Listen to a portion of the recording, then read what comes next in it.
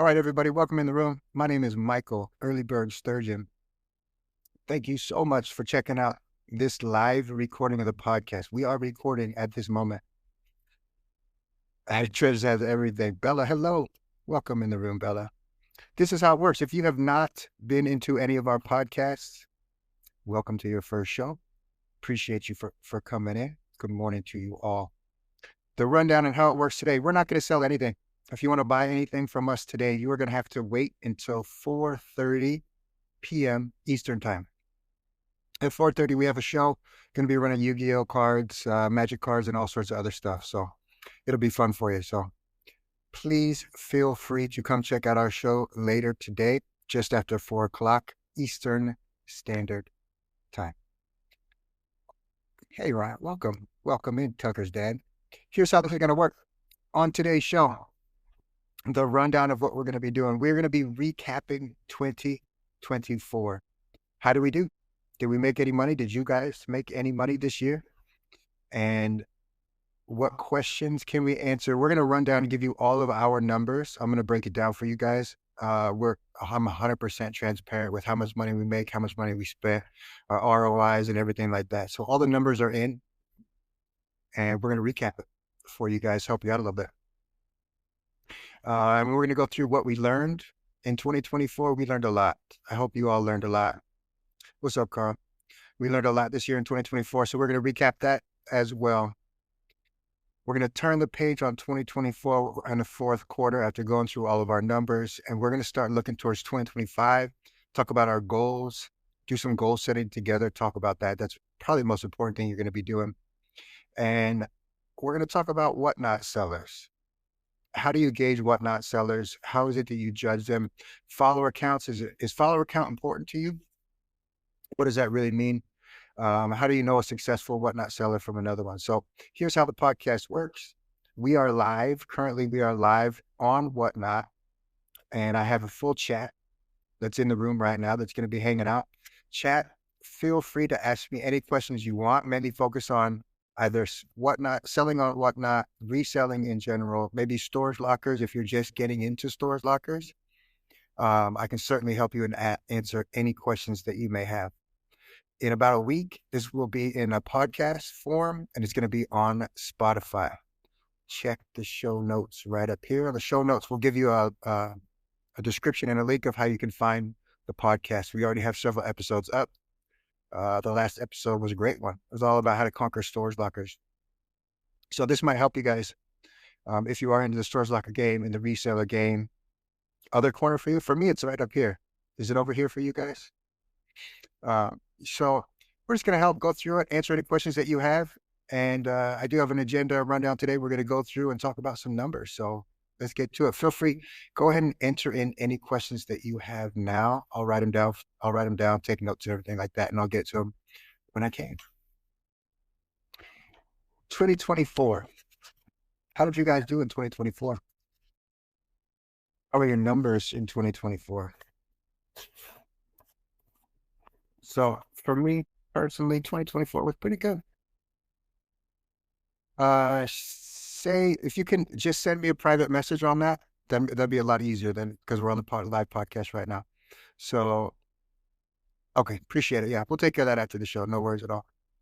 So if we're going to go into 2024 and we're going to talk about it and we're going to think about it and how did it work and what did we see, what trends did we notice this year? For me, it's really important to reflect back and to try and learn from what happened in the past to help give us a path forward that's going to lead us personally to the most money and how it is that we're going to make more money in 2025. So I will say this much. In 2024, what I learned is that prep for the fourth quarter is really vitally important, more important than it had been in the past. In the past, buying storage lockers in general, it didn't really matter the season necessarily, except for summer. It didn't really matter the area necessarily. What really mattered in the past was just basically finding the right lockers, buying it right, cleaning it out, and selling it as fast and efficiently as you possibly can. That's basically what was the most important in the past. But what I did notice this year was just before the start of fourth quarter, all of the sales, the prices of storage lockers jumped incredibly high, incredibly high. We're in the Richmond, Virginia area. And I look at storage lockers every morning for 2, 3 hours. I kind of scan all the storage lockers that I could possibly see um, across the entire country. I go through, yeah, added treasures skyrocketed like crazy. So I go through every morning. I'm up at 4 or 5 o'clock or so, something like that, and just scanning the entire country. I'll fly across the country if I have to. If the price is right and the value's there, I'm willing to fly and go for it. I have no problem with that. But just before the start of the fourth quarter this year, or this past year in particular, it was something very different that happened. What I noticed is lockers that would have been selling for 5, 6, $700 were selling for $4, 5 thousand dollars. And a lot of those lockers were gambles at best. Gambles at best. Like a lot of people are gambling on lockers that were last year. And it's even more dangerous, even more dangerous than usual because of that, to get a return on investment. So at the start or the end of the third quarter, moving into the beginning of the fourth quarter was something just very crazy. I ended up buying almost no lockers. We were basically like, I'm unwilling to waste money. I'm not just going to chuck my money down a death hole. It's just kind of not how we do it. And in order to make money, you got to be really smart in this game. Like you cannot just swim with all of the other fish downstream. You really got to go against the grain in order to make profit in this game. So what I did was I started buying differently. I just kind of didn't buy as many storage lockers that I normally buy. I buy quite a lot of lockers. We buy a lot. Ooh, interesting. Peter Gunn said, I bet Goodwill is buying up lockers. That's possible, but they get some hell of a good. Well, we'll do another podcast about Goodwill. I have my thoughts and feelings about them personally. Um, but what I noticed was what we did instead of basically competing in a hot market, we just kind of went off script. So I did a lot of Facebook Marketplace. I did a lot of private sales. I did a lot of garage sales, estate sales, those kind of things, and definitely checking out different ways that we could get product to sell on whatnot and to sell on all the streams that we use to. So yeah, Goodwill doesn't need inventory from what I see. That's my feeling. They get a lot of free stuff. I doubt they're going to be spending money to go dig through stores lockers. So we just went different. We just did different stuff. We tried to modify. We tried to go after different things. We did buy lockers. We absolutely bought lockers. We bought some good ones. We bought a couple bad ones. We bought some flops. We bought some jackpots and all that stuff. And yeah, I'm here right now. I'm going to answer that question next, as a matter of fact. So I'm here right now. Says, do you think that it will go back down this year, or are more people getting in the game? So I'm going to talk about that because I'm going to talk about what the start of 2025, right? The end of the fourth quarter. Right now, it is absolutely a saturated market. There's so many people that are coming into the storage locker game. They're just getting introduced to it. Their buddies are trying it. Whatnot has made it a lot easier for sellers. Whatnot's kind of allowing everybody to sell. Like I've only seen a case of several people that have been denied sales. They used to be much more picky on who they allowed to sell, but it changed a little bit. So what I noticed is it is with these incoming sellers, it's a new like there's this influx of cash and money and everything like that. But that's not what I think fourth quarter is. It's really not what I think that the fourth quarter was going on. I think what it really is Christmas. Like it's really, really so crazy. Just the frenzy of people who are buying and shopping and everything like that. And so people, rightly so, us too, and probably you, all the sellers out there, anybody who's listening to the podcast, then really, honestly, if you have these customers that are so hungry and they just want your product over and over again, you're going to just keep buying and buying and buying as much as you possibly can to get the best product that you can, to sell it as fast as you can, because fourth quarter is the time to do that. Such a high percentage of most businesses' revenue is generated during the fourth quarter, us included. We love Christmas. What's up, Anime Hero? Welcome in the room. What's up to everybody? We are on a live podcast right now. We are recording now on Spotify. Welcome in. So my point in saying all this is really that it's time at certain times is that you really kind of got to swim against the stream. You can't just do what everybody else is doing. If everybody's buying the same stores lockers, if everybody's chasing Pokemon, everyone's chasing carded toys and everything like that, you cannot compete. It's not intelligent to compete and do the same thing that they're doing. It doesn't make any sense. It really doesn't. So instead of that, try something different. That's what we did. It worked out pretty well for us. So far, it's worked out really well. So let me recap our 2024 year with y'all. And I'm going to ask you to do the same. So if you're in the chat live, think about your numbers and everything like that, and let me know. In 2024, Early Bird Pickers VA as a company, our LLC, we did like just over $500,000. We did over $500,000 in sales, and we had over 26,000 items sold. We gained about 15,000 followers, 14 and a half followers. We ran 258 shows, 258 shows in 2024, which is kind of crazy. We streamed for a total of 418 hours. And we averaged about 3.5 to 4 times our investment on the stores lockers that we ran through. I'll break those numbers down. I'm going to answer a question in the chat real quick. Vendor Give just asked, what's my opinion on the quality of sellers or whatnot? Vendor Give, it's shit right now. The quality is really terrible right now. They're really allowing everybody to sell, and it's a lot of people who have no experience shipping, people who have no experience selling, people who haven't looked towards or followed sellers that actually know what they're doing.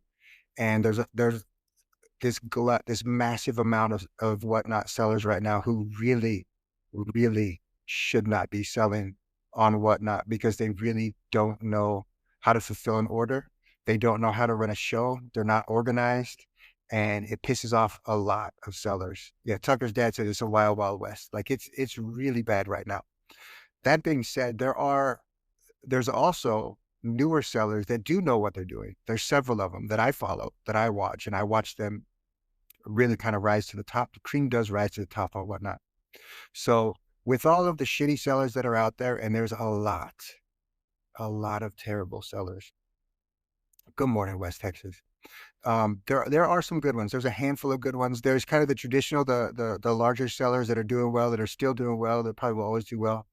I have seen an influx of YouTube sellers, tons of YouTube sellers that are coming on there like that.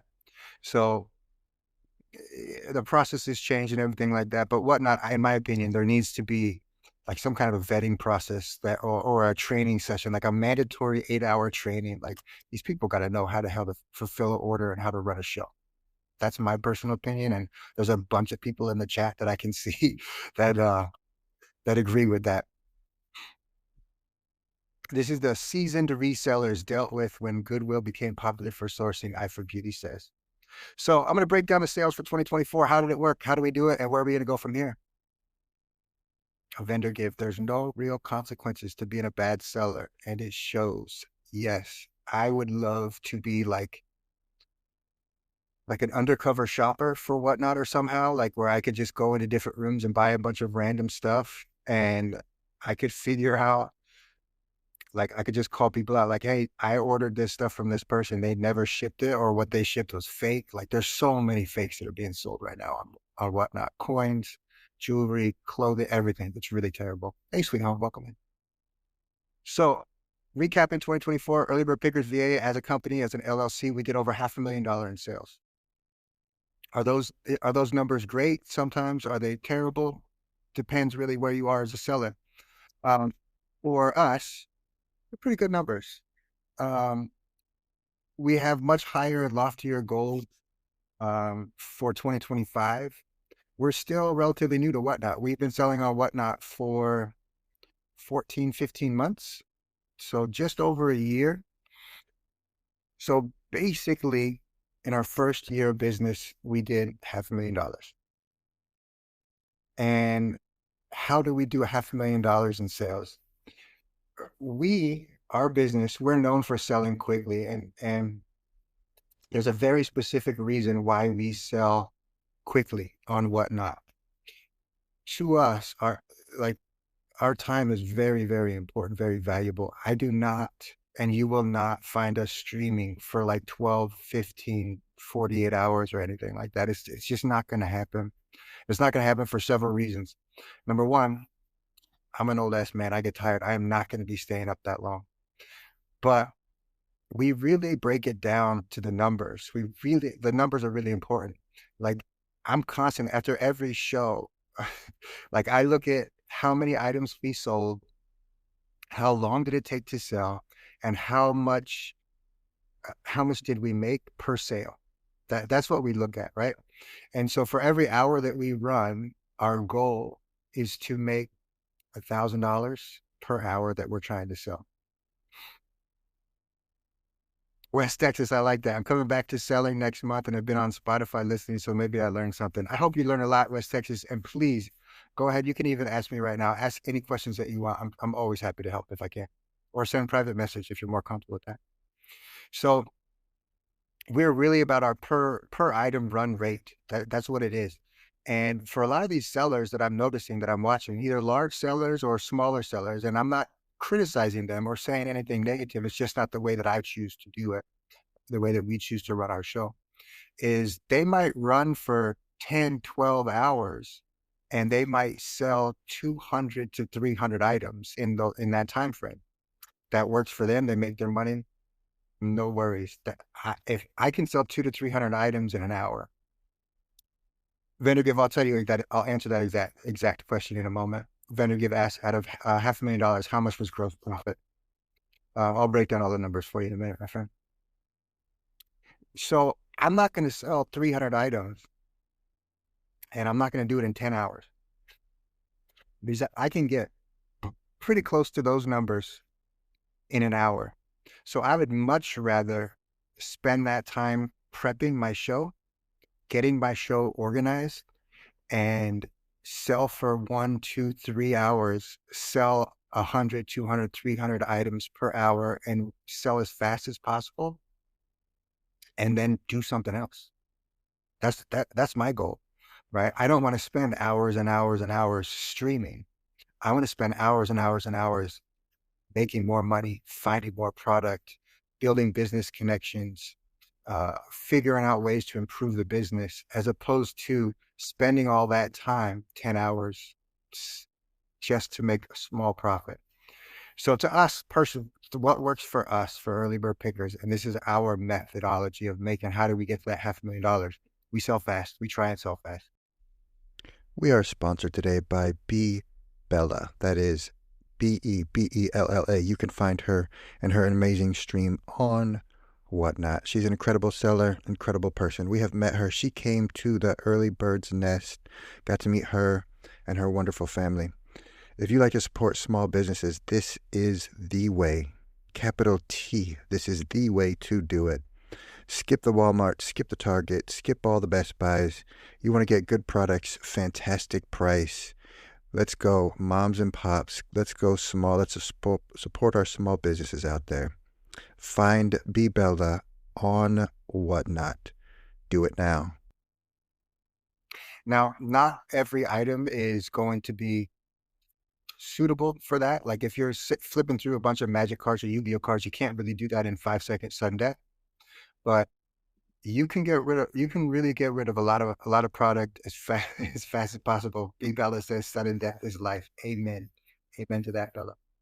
And for all my Spotify listeners, if you don't know what sudden death is, it basically means that there's no extended period of times on the auction. So when the timer stops, that item is sold at whatever amount that is. So Whatnot allows for 10-second sudden death, 5-second sudden death, 3-second sudden death. We have run 3-second sudden death. That means an item is sold every 3 seconds. And we've done that many a times. And that's a way to up your numbers, right? If you have 100 of the identical product, there's no reason to sit and spend 30 seconds for each one of those auction items to end. Just do it 3 seconds, get it out there and done, pack it up, ship it out, make your money, move on.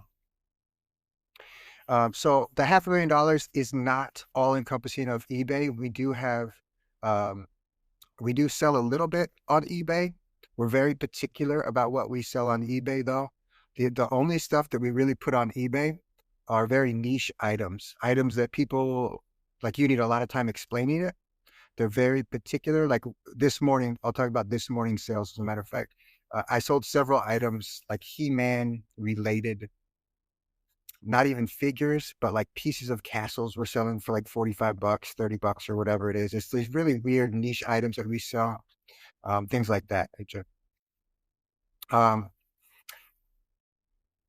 we did just over 26,000 sales, 26,000 items sold uh, in 2024, which I'm personally very proud of. I think that's great. The packing and shipping on that is insane. If you can imagine doing $26,000 or 26,000 items in a year, how many items per day that breaks down to, and how many items you're going to be shipping out safely.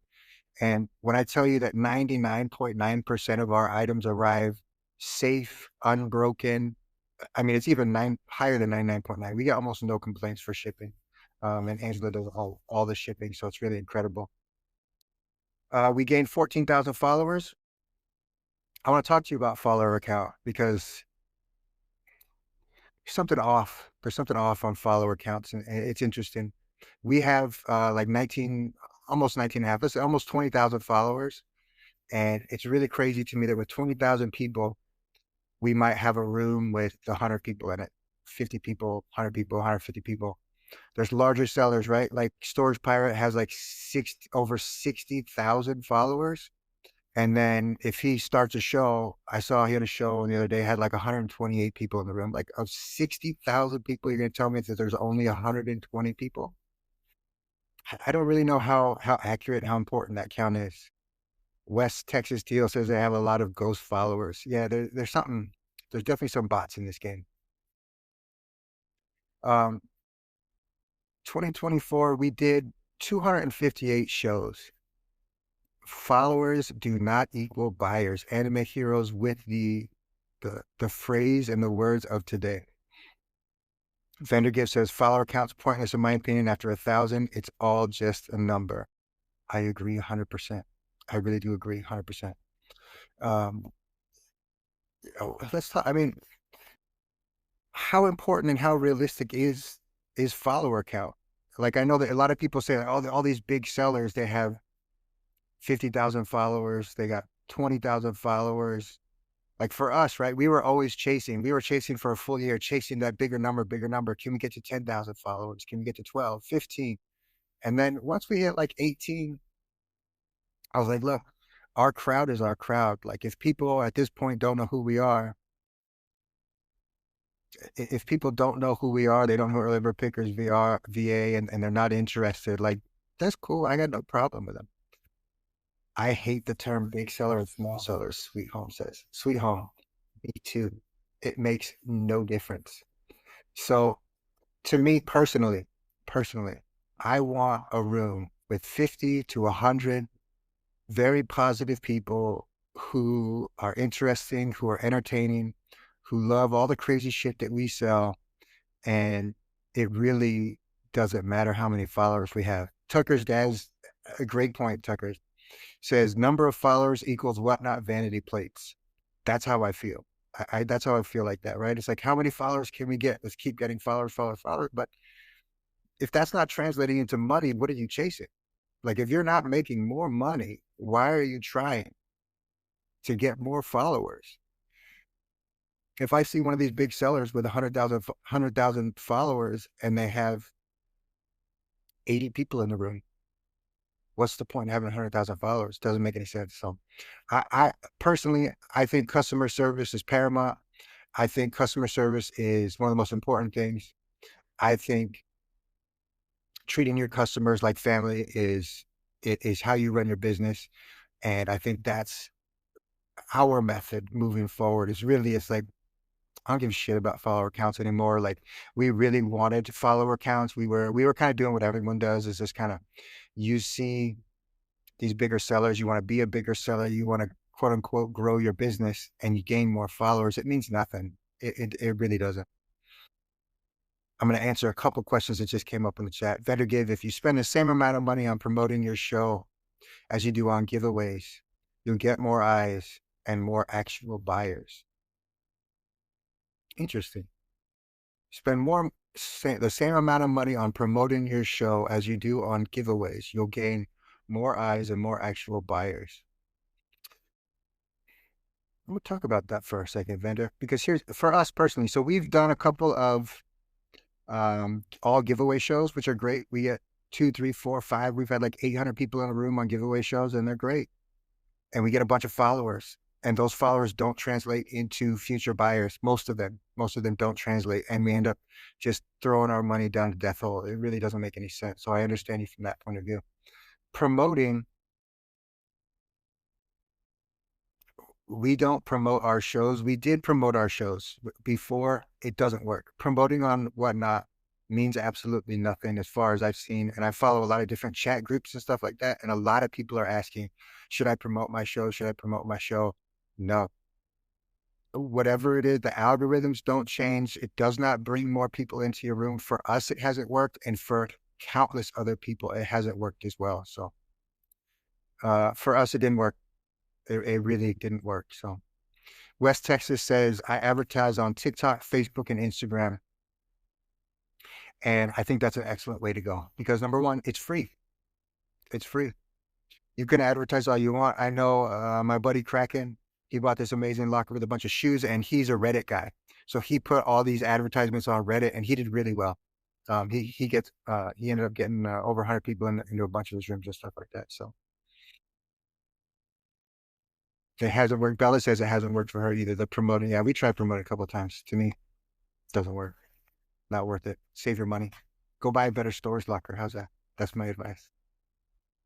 So I did have a question. How much of the $500,000 that we made, how much of that is like profit?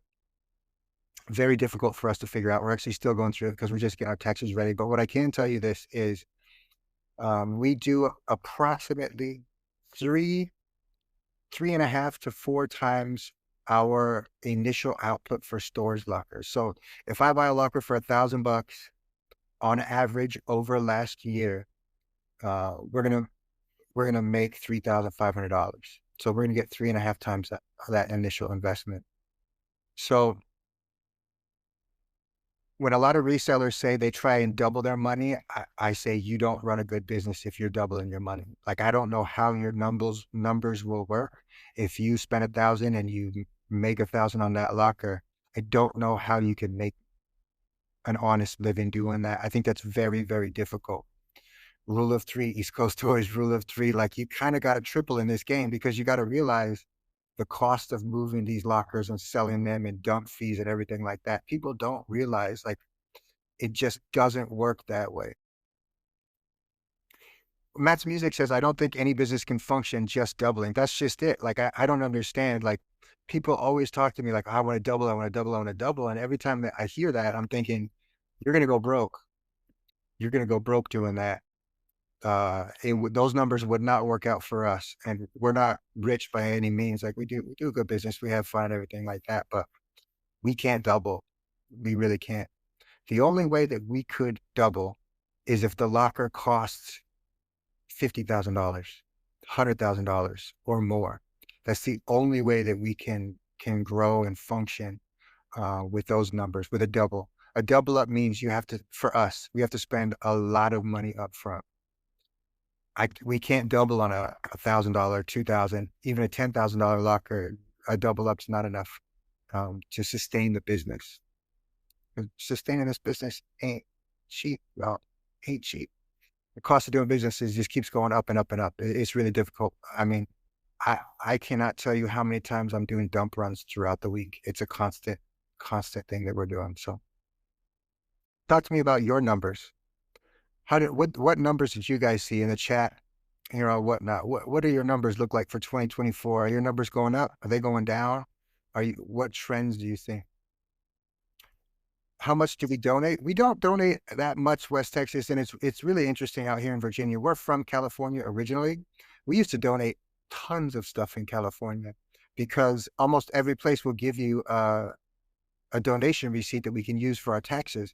And tons of places out here, they won't give you a donation receipt, which means basically you're giving it away and you're getting zero in return. Now, I just, I got to be really honest. I would love to donate more.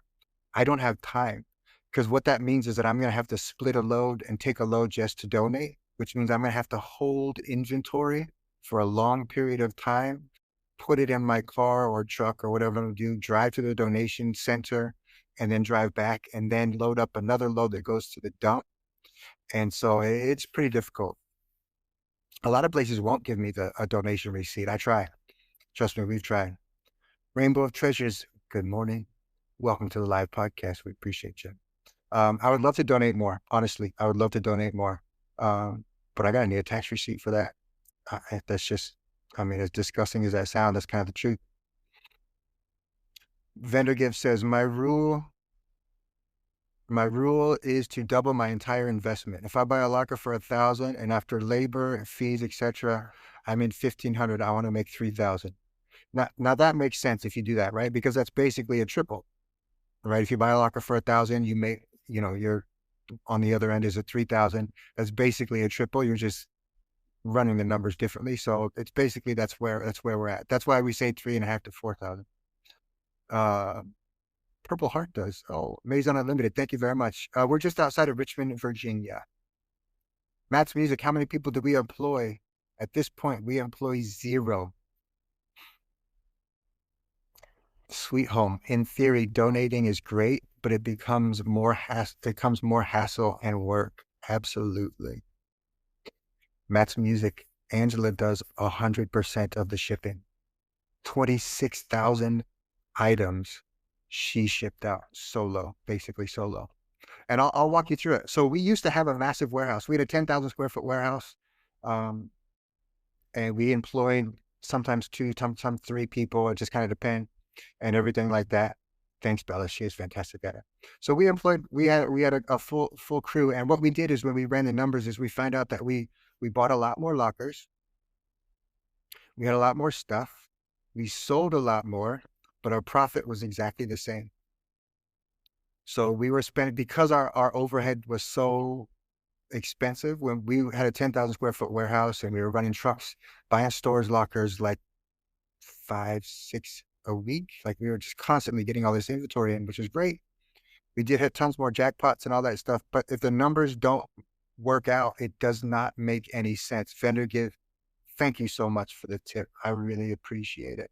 I really appreciate it. It just doesn't make sense, right? Like you at some point, you got to do the numbers and you got to be humble and you got to say, we have this great operation. We're running all these shows. We're growing exponentially and all these things are happening, but the profit is the same. We were commuting an hour each way to the warehouse, and it just didn't make any sense. Yeah, the cost of overhead was so expensive, it forced us to buy, it forced us to sell, it forced us to ship. It just forced so much stuff. We're like, why don't we just move it at home? So what we're working on now, we got rid of the warehouse. Yeah, we moved out of the warehouse. We're trying to build one here on the property. We own 18 acres here in Virginia. We're in the process now of building the warehouse. We're trying to, so move everything close to home, smaller, less overhead, do things right. So we're going to try and do that. That's our goal for 2025. Yeah. Yeah. It's, to be honest with you, Sweet Home, it's been so rewarding being able to just walk.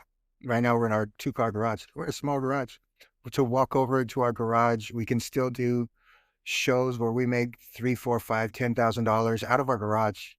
So what's the point in having a massive warehouse and employing all these people when it doesn't make you more money? It just does not make sense. Prefab building. We're trying to do a metal building. We're going to try and get to like maybe 1,500 to 2,500 square feet. Maison Unlimited. Someone I know did that and is doing extremely well. Built a warehouse 50 yards away. That's the way to do it.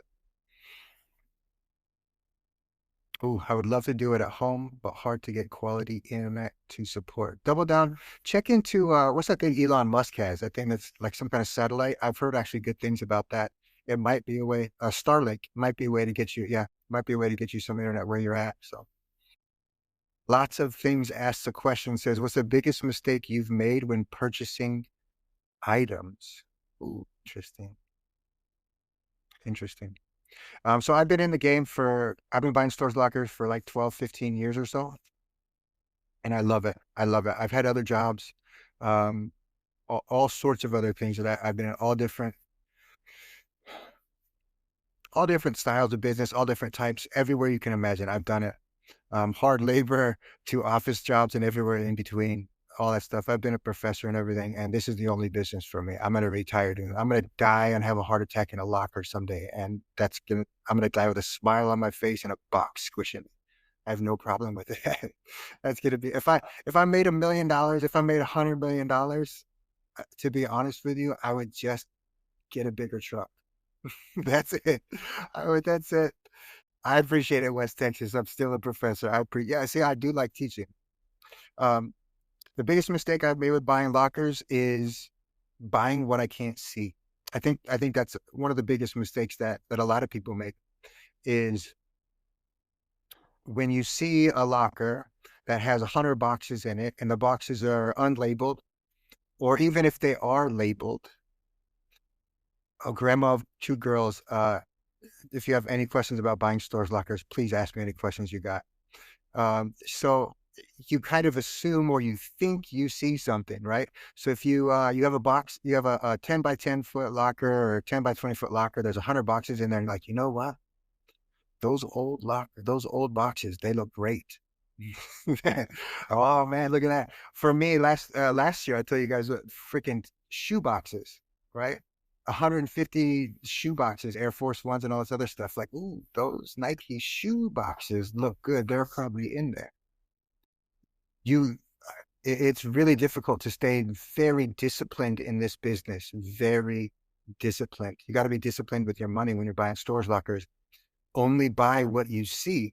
So if I can look at a stores locker and I'm going to look, right, I'm going to do a quick tally of the amount of money that I think I can make out of the items that I see.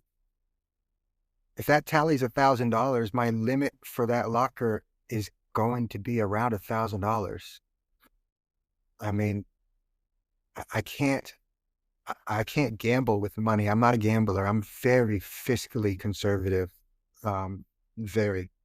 I don't gamble on lockers. Yeah, I buy what I see, and I've had enough experience now to where I can try to avoid those issues. It's difficult though, because I do get tempted just like everybody else. I, I pretend to see stuff and I think that there's going to be stuff in there and it's not there. So I just try to avoid it. Paid $80 for a locker and I quadruple my money. Congratulations. That is a hell of a way to start since you just started doing stores lockers. That's amazing. Sweet Home says, I'm willy-nilly with buying. That's why we don't do 500,000 a year. You don't have to do 500,000 a year. That's just that's where we're at right now. So thanks, Vendor Give. I'll see you soon, my friend. I'll check out your warehouse. Hopefully I can go shopping with you. And so,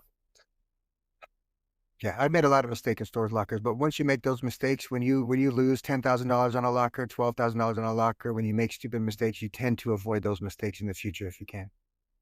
So we've learned a lot in 2024. We've learned a lot in 2024. We're growing, we're doing well, we're having fun. And you're paying for your education. Yes, it was an expensive 15-year education. I paid a lot more for my education through buying bad stores lockers than I ever did getting my master's degree. Um, so I really want to talk about 2025, right? So let's finish off 2024. Let's put a cap on that. Let's turn the page and let's talk about 2025. Where are we going? What are we at? What have we seen so far? Have you guys bought a locker in 2024? In 2025? I have a master's in education and I got like 70% of my way through a PhD. And then I stopped. I started to just do business. Actually, I decided that I didn't want to be a professor. That's what happened. I wanted to be a professor. I wanted to be a tenured professor. So I went the education route. I got a master's in education from University of San Francisco. And then I was working towards a PhD. I got like 70% the way through the PhD. and I was doing a lot of teaching at that time, and I really decided that I hated wearing suits and ties. I really loved doing stores lockers, and that it was costing me, I mean, a shit ton of money to get that education. So I stopped and never looked back, and I don't feel bad. I'll tell you, it's probably one of the best decisions I made. I really enjoy what I do. So 2025, have you bought a locker yet? We bought a couple lockers. Sweet Home, interesting, says not buying for now on a self-improvement journey. Sweet Home, tell me more if you don't mind. Miss Big Papa Pup, I have a master's in healthcare leadership and admin that I don't use now. Yeah, yeah. I got a master's in education. I don't use it now. I could have been a doctor. Dr. Early Bird. That'd have been a good one, right? Welcome to class, everybody. Welcome to class. Before Whatnot, where did I sell?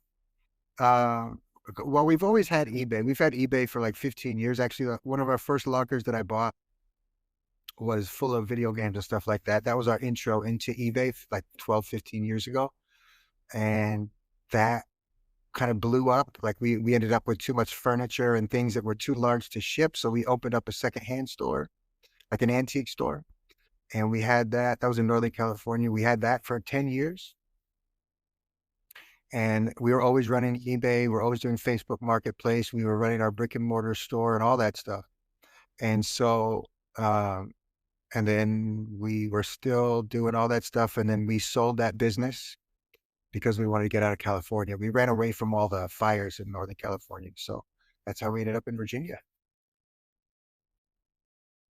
East Coast Toys says used to be a master metal fabricator for 15 years. Now I own my own business selling vintage nostalgia. Congratulations on following your heart, my friend. Congratulations. Sweet Home says getting my warehouse under control, investing in myself to learn, bro, to learn live selling. Amazing. Oh, investing. That's the way to do it. Sweet Home, if you have any questions, I might be able to help. Let me know. I mean, you're an amazing seller already, but I like what you do. You always got to look inwards, right? You got to fix what's going on around you and everything like that. So it's really important. Like you can't just keep running your business and running your business and running your business without reflecting upon how you can get better. That's what these shows are about. Like to me, this is cathartic to have a conversation and to try and teach and show other people's like the path that I've taken. Like don't do this, whatever you got to do, right? And but it really is just a wake up call to me. Like, hey, Michael, follow your own advice. Here's what you need to follow. So like in the I'm writing a script for this show, right? And when I'm writing the script, I'm like, you know what? I really need to check myself on that. Like, if I'm preaching, you guys got to know your numbers. I better know my numbers. I better get my shit together. So it keeps me accountable. Happy bargain hunter. Keeps me accountable for myself, business owner and a CEO of this company, right? Like, if you run your own company, you know your numbers. Get your shit together. Like, clean up your warehouse. Right? Right? Like as soon as you write it down, oh, Blackbird Collectibles, hell yeah, thank you so much. For those on Spotify who can't see, Blackbird Collectibles just promoted the show for 26 bucks. Blackbird, I cannot. I, I'm gonna speak about you in a moment, Blackbird. Actually, and this has nothing to do with the money that you just donated to the show. I just want to talk about you because it's really important what you've done and how you've grown. And I think a lot of people could learn from you, Blackbird, us included, us included. Good morning, Twitch. Welcome in the room, everybody. Welcome. Happy New Year to everybody. Welcome to the live podcast. We are recording live on Spotify, the Early Bird Pod. Thanks so much for hanging out, guys. Check the show notes if you want to know where you can find us. We appreciate you all. So I'm going to take a little tangent because Blackbird Collectibles just helped the show out and promoted the show. So I watch all like Whatnot has basically become my research arena, like where I study, and I spend an inordinate amount of time inordinate. I spend a shit ton of time. There you go. I spend a shit ton of time watching other sellers and trying to learn from other sellers. And I spend, and this is not just in the storage locker category. I go into every single category and I watch hundreds of sellers, if not thousands of sellers, and I take notes. Oftentimes I sit with a pen and a paper and I look and I say, what are they doing that I can do? How did they do this? Or what are they doing wrong that I need to make sure that I avoid? How can I grow? How are they growing? What methods are they using to grow? And how can I model my business or improve my business based on what I'm watching from other people? It's an amazing platform to be able to do that live, to watch other people how they sell, because all this stuff was behind closed doors before, right? Like I would never have met the amazing people I met on Whatnot selling on eBay, right? If you're selling on eBay, you're on an island. There's 8 billion people selling on eBay. Every single person I know is selling on eBay. I don't know any of them. And I'll never have contact with any of these people. I'll never shop with them, buy from them. I won't learn from them. But on Whatnot, kind of everybody's dirty laundry is being aired out. Matt's Music, Whatnot brings out the best and the worst. Very true. And on Whatnot, I'm in rooms and I watch a seller like Blackbird Collectibles, and I watched her when she had almost no following, like very, very small. And I'm watching their shows grow where they had like 15 people, 30 people, 50 people. Now they're up to like 80 to 90 people in their room, and they've been on Whatnot for, I'm gonna guess, I don't know, Blackbird, if you're still in the room. I'm gonna guess you've been on Whatnot for like 9, 10 months or something like that. Not super long. I could be wrong, no clue. But what 10 months? See, I've been paying attention. I've been paying attention, Blackbird. And what they do is incredible. They come into the room like this. She just came into the room. She donated money. This isn't about money. This isn't a transactional conversation, right? Like, I don't need your money. Um, I appreciate it. And thank you very much. I learned from you, Blackbird, very much so. And what I watch is I watch Blackbird in tons of rooms. She goes in all sorts of different rooms to all different size sellers, and she just interacts with the chat. She talks to the host. She helps out and she donates a shit ton of money, and promoting and everything like that. And I'm watching her every single show get bigger and bigger and bigger and bigger and bigger. And people are messaging me all the time. Like, how is it possible that I can grow my show? And I say, go watch Blackbird. Like, they do it right. You probably have more followers than we do, Adam. And it's really amazing to watch how fast, if you're doing it right, if you pay attention, if you do research.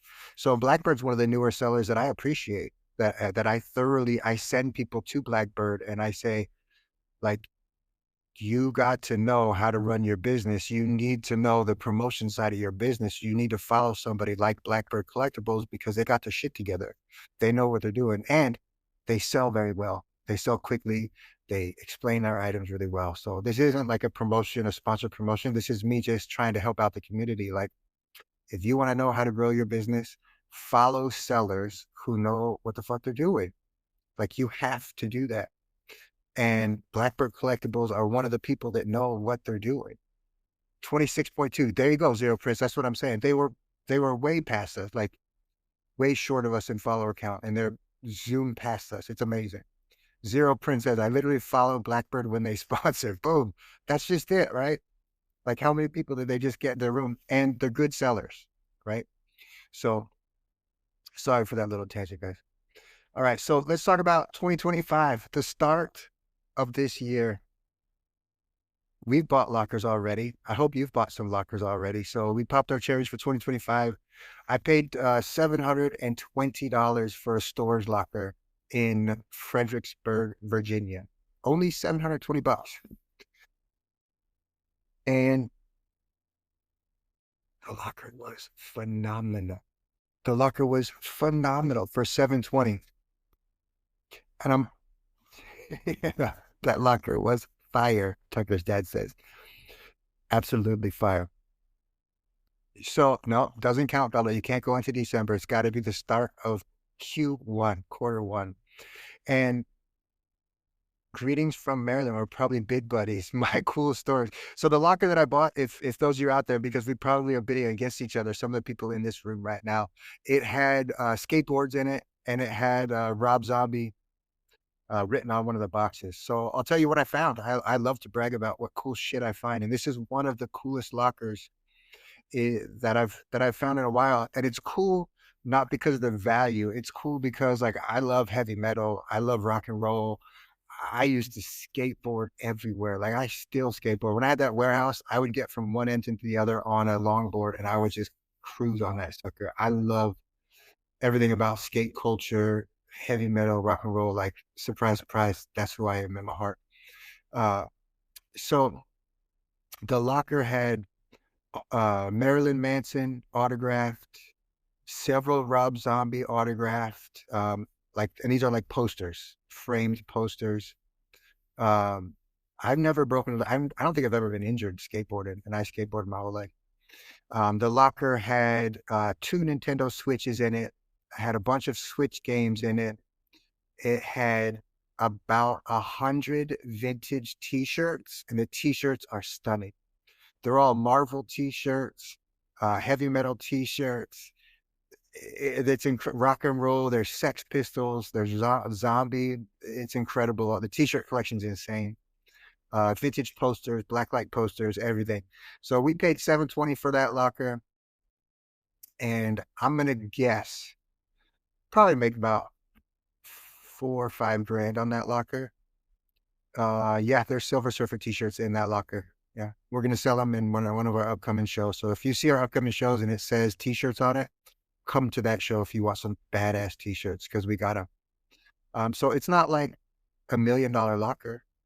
That's not it. The locker was small. It was a 5x8. It took me 3 hours of cleaning it out. It was freezing in the snow, and it was cleaned out, done, processed, everything like that. It was very fast, easy clean out, very close. Those are the lockers that you want. Do we have a physical store? We do not have a physical store. My cool storage finds. We don't. Everything that we sell is sold online on Whatnot, Facebook Marketplace, eBay, or something like that. So, yeah, come check us out online. You'll find us, Early Bird. So that was our first locker of 2025. We're bidding on a couple more, and we're going to talk about some goals. I hope do you guys goal set? Eubanks, welcome to the room. Are you guys big? Does anybody set any goals for your business specifically for 2025? Sweet Home, what are your goals? She says yes. Sweet Home, what are your goals for 2025? And who else in here sets goals? Oh, interesting. I literally just did. So Attic Treasures, tell me what your goals are in the chat. Let me know. East Coast Toys, I'll answer that question in a minute. Interesting about having a physical store. Wings, what's that mean? Sweet Home, what's that mean? You want to make wings for 2025? Miss Big Papa Pump, her goal is Premier Shop. Interesting. Quit my full-time job. I hope so. Live day by day. I like that. Eubanks, I like that. Tucker's dad, I like it. I make Tucker do it. Fantastic, Ryan. Fantastic. Bella, yes, I want to double my profits. So this will be my first year 100% full-time. Fantastic. Sweet Home, Premier. Yep, Premier Shop. Those cannons, get a storage locker. Those cannons, my advice, fucking do it. Go on right now, buy a storage locker with any extra money, only extra money that you have. Buy a small one. It's going to be chaotic. It's going to be crazy. You might hit, you might miss. Just do it. It's like a Band-Aid. Just rip it off. The faster you do, the better it is. We're not selling anything today. We are not selling a damn thing. We do have a show later today at about 4:30. We have a show. So come on in at 4:30 if you want to buy something. Matt's music is going back to school this year. Matt, what are you going to be studying in school? Miss White Rabbit Collectibles says, make sure you're prepared for what you're getting into. That's right. The best way of getting your first locker, go online, find one that's close to you, find one that's relatively affordable. Find something where you can afford, assume you're going to lose all the money you invest in it, and Just buy a locker, buy something small and that's manageable, that doesn't have too much stuff. I'll tell you that much. That's my advice for your very first locker. And if you want, you can send me a link if you find a locker you're interested in, you can send me a link and I can help you out. I won't buy it, I promise. Bella says, advice for your first locker. Check everything in the locker. I've been finding gold in trash bags. 100%. Matt's Music Addiction Counseling. Thank you so much for your service and your education. That is it's something that the world needs that not enough people are into, and there's so many people that could use your help. So Matt's Music, that's amazing. Thank you. Oh, I like that. I like making goals. Tucker's dad says, so Tucker's dad, if you don't know, Tucker's Treasures, he's a young man, very intelligent young man. Him and his father, actually him and his whole family run their business. Tucker's dad, so Ryan says, and make Tucker go back in and check on the goals, see what happened. You do monthly, weekly, and daily. Exactly. Addict Treasures wants to do 40,000 this year, quit the full-time job, be more consistent, grow your viewership. Fantastic. Don't forget to check the books. That's right. Oh, Joe Hollywood's in the room. What's up, Joe Hollywood? What's up, my guy? Joe Hollywood. I just rated you. I think it was yesterday. Joe Hollywood. If I know everybody in this room knows Joe Hollywood. Joe, we're recording a live podcast right now. It's just me giving some advice to start out 2025. Joe Hollywood is one of my favorite rooms to go into. If you want to talk about how to grow your business, Joe Hollywood has got 458 bajillion followers and growing. It's crazy. I did a podcast with Joe. Joe's a great dude. Love that guy. And it's really incredible with Joe Hollywood. Joe, we're talking about how to grow your business and everything like that. Goal setting for all love, brother. And we're goal setting for 2025 together, talking about our goals. Joe Hollywood, what are your goals for 2025? Where do you want to go? My Cool Storage Find says, trying to quit my full-time job as well. It's so fun. Cool Time Stores. My Cool Storage Finds, I'm telling you, you can absolutely quit your full-time job if you do it right. And that's really important. Oh, Joe Hollywood's goals. I want to be able to give back more than ever to people in need. Jesus, Joe. Every single time, Joe blows my mind. Love that guy. Love that guy, right? Look at that answer. With your goal setting, right? Joe didn't say I want to make $10 billion or I want to grow my business to this point. He said, forget all that other stuff. I want to figure out a way that I can help other people for 2025. That's incredible, Joe. And Joe, if there's anything that you need from me, if I can in any way help you accomplish that goal, if I can shout out uh, any way to donate money or any way to get my chat and my beautiful community to help donate toward any of the causes, man, I'm with you, brother. I think that's incredible. You have a great heart, man. I really appreciate you. I really appreciate you, Joe.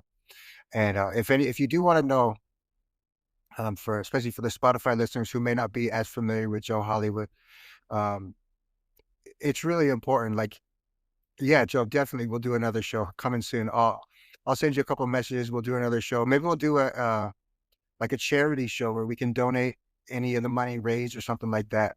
We can give to the community or something like that. Somebody in need. I would absolutely be on board for that, Joe. 100%. Um, if you really want to learn from those people who are in front of you, right? Like we learned from our forefathers on whatnot, right? Are people who are bigger than us who kind of do their own thing. And Joe Hollywood has created this really unique way of running his business and to run his show and to really create this bonded tight community with his energy and his 24-hour show. It's really unique. It's really incredible what he's managed to accomplish in such a very short period of time. So for those who don't know about Joe Hollywood, I would first of all follow him on Instagram and all the social media platforms, but go check out his show and interact with that guy. Like just talk with him in his chat, right? He's super busy and everything like that. And he will still take time. Like he's popping in this little room just to say what's up, right? Like super humble, great guy. I'm telling you right now. check out Joe Hollywood. It's definitely worth it. Um, so our goals, early bird goals. Oh, Breaking Wax Trading says, thank you for spending time. Very valuable information to us new sellers.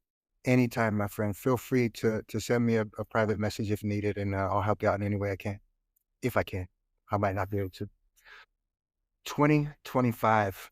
We are going to do $1 million. We're going to break $1 million. We're going to find a way to hit that $1 million mark come hell or high water. That's 2025 for us. And we're going to do 3 shows per week only. We're going to try and do consistently. Someone just said in the chat, consistency is key. Consistency is paramount. 3 shows a week. So our goals are going to be 3 shows a week. One of those shows, my goal is to be a podcast just like this, just to where I can sit, chat, talk, learn from you guys, and hopefully give a little bit of knowledge, and we can talk and update each other. We're going to have a consistent social media presence on TikTok and Instagram. So, and the last goal for 2025 is we're going to try and profit. We want to profit $100,000 on a single locker in 2025. And Happy Bargain Hunter, I'll answer that question just in a second. So those are our 4 goals. So I make very concrete goals, very concrete goals. So $1 million in sales, 3 shows per week, consistent social media presence on TikTok and Instagram, and profit $100,000 on a single locker. I think those are attainable goals. Definitely attainable goals. Happy Bargain Hunter, last year we sold for 500 and like 530 to 550. I don't know the exact number. So we're basically going to try and double what we did last year for 2024. There was a lot of hiccups, a lot of speed bumps in 2024. And I think clearing that way would open up an avenue to where we could do $1 million. I think so. Sweet Home asks, I want to know your opinion on getting noticed on Whatnot without throwing money on other sellers. Sweet Home, that's a great question. Really good question, right? And one way to do that would be to be a moderator for other people. You could absolutely go into larger rooms and you can moderate for other people. It doesn't cost you a dime. It's going to cost you your time, but it's definitely free to do that. And it's something that helps out other people. It's free service and it's definitely appreciated. So that's one way to do it without throwing a bunch of money. Also, I would say just be consistent in other people's rooms. Now, we don't donate to a lot of other sellers. Like we might every once in a while, especially small sellers, but to big sellers, we don't necessarily donate a bunch of money. I would say that the best way to grow your business there you go. Miss White Rabbit Collectible says that's what White Rabbit does. He goes into streams and talks. Yeah, like if you have a niche that you know about, I'll take White Rabbit, for example. White Rabbit's great at comic books. If I'm selling comic books, me, Michael Sturgeon, Early Bird Pickers, if I'm selling comic books and White Rabbit comes into my stream, he's really good at just telling everybody what I'm actually selling because I have no idea. I'm not a comic book guy. And he is, and he's incredible and he has great knowledge. So I would say, Sweet Home, you could absolutely grow your business. You could moderate for other people. You could pop in and out of other people's chats and other people's streams, hang out there you go. Miss Big Papa Pump says, go into other people's rooms, hang out and chat regularly throughout the day. Absolutely. Absolutely. Like there's other ways to do it without just giving money and basically buying your audience. So yeah, that's what I would say. I would say it's not that difficult to do. Buying sponsorship is a good way to do it also. But there's a bunch of different ways, and be creative. I mean, if you look at Joe Hollywood, like really look at Joe Hollywood, he created a show that's unlike anything that other people have ever seen. And because of that, he's got 100,000 followers and he gets 1,500 people in his room, which is what we're all after, right? So question from Dos Cannons. What's the one thing you didn't know about storage company rules and stuff after you got started?